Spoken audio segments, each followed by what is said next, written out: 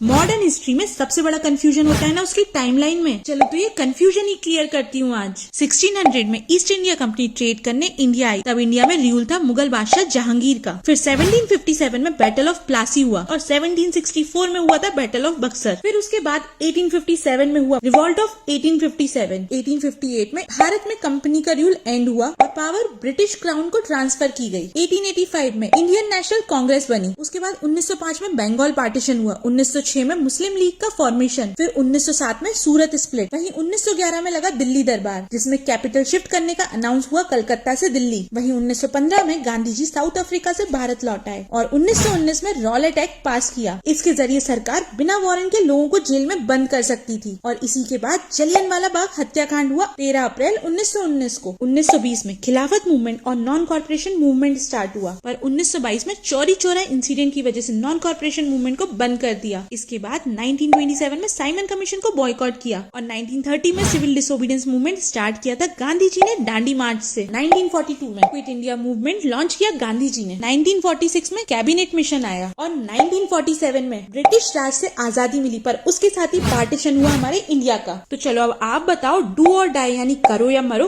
किस मूवमेंट का नारा था?